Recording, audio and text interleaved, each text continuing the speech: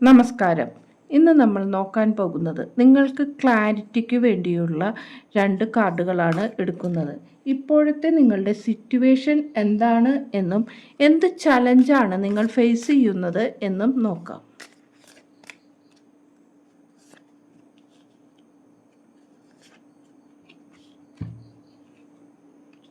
Lovers എന്ന കാർഡാണ് ആദ്യത്തെ കാർഡ്. രണ്ടാമത്തത് 5 ഓഫ് പെൻറ്റക്കിൾ എന്ന കാർഡാണ് വന്നിരിക്കുന്നത്. ഇവിടെ ലവേഴ്സ് എന്ന കാർഡ് പറയുന്നത് ഞാൻ ചില കാര്യങ്ങളിൽ ഫോക്കസ് ചെയ്തുകൊണ്ട് മുന്നോട്ട് നീങ്ങുന്നതാണ് കാണുന്നത്.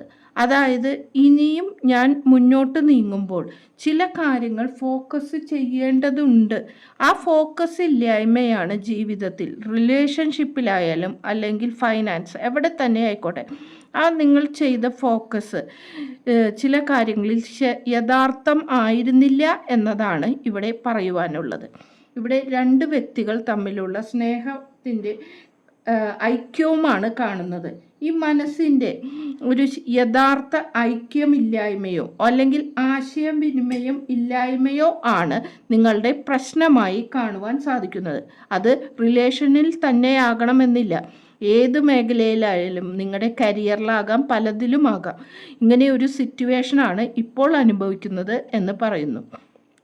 ഇവിടെ 5 ഓഫ് പെൻറ്റക്കിൾ എന്ന കാർഡ് പറയുന്നത് നിങ്ങളുടെ ചലഞ്ച് എന്ന് പറയുന്നത് പല കാര്യങ്ങളും മുന്നോട്ട് തിരിച്ചറിഞ്ഞു പോകുവാൻ സാധിക്കാതെ ഇവിടെയും ആ ഫോക്കസ് തന്നെയാണ്. ഇവിടെ മുന്നിൽ വാതിലുണ്ടെങ്കിൽ പോലും ആ കീയെടുത്ത് വാതിൽ തുറക്കാതെ ആ പെൺകുട്ടി തന്നിലേക്ക് മാത്രം ശ്രദ്ധിച്ചുകൊണ്ട് ഇരിക്കുന്നതാണ് കാണുന്നത്.